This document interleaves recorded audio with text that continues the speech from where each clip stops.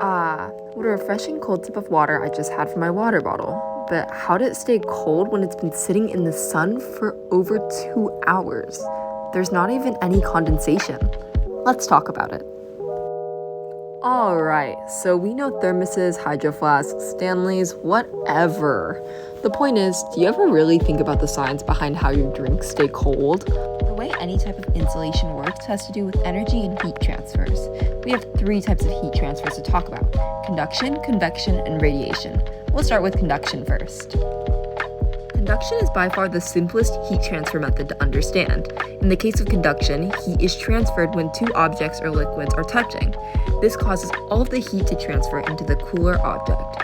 Here's an example of conduction. Next up, we have convection. With convection heat transfers, an outside source of heat transfers itself into a colder object. In return, the colder object transfers its heat into the warmer object. You use convection heat quite often, like when you boil water. Here's a diagram that shows convection heat and how it works. Lastly, we have radiation. In this method of transfer, heat comes through by heat waves. A colder object can absorb, reflect, or transmit the heat waves. By doing this, the object warms up. When you hold your hands near a campfire, your hands get hotter the closer you get to it, right? This is because the campfire emits heat waves that your hands absorb. When you get super close to the campfire, the heat waves have less room to travel and are usually in larger amounts, which is what makes it hotter than if you were farther away from the fire. So, after learning about all 3 types of heat transfers, any good water bottle company wants to prevent all 3 of them, right? To do this, some brands use double wall vacuum sealing. In non-gimmicky words, they have 2 layers of protection in their water bottles. The outside layer is not the layer that holds your water. There's actually an inner layer that holds your water that does not touch the sides of the outer shell of your water bottle. This inner layer is vacuum sealed so that there are little to no room for air to become trapped and ruin your delicious refresher.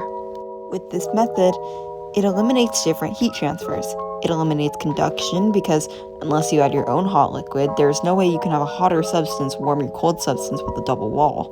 Same case goes for convection because the vacuum sealed design does not allow for any hot air to get trapped in the cup. Radiation isn't very easy to block because the sun itself is a radiation emitter. Therefore, the best way to prevent your drinks from getting hot is to keep them away from the sun. And there you go. That's how insulated water bottles work. The same explanation can be applied to coolers, too. Even thermoses use this technology, but instead of thinking about how they prevent heat, thermoses prevent the cold. There's even insulation in your house, but that's on a completely different scale. However, they factor in those same 3 principles of heat transfers. Thank you so much for watching. Make sure to check out my channel and subscribe for more. If there's anything STEM, Rose knows. Peace.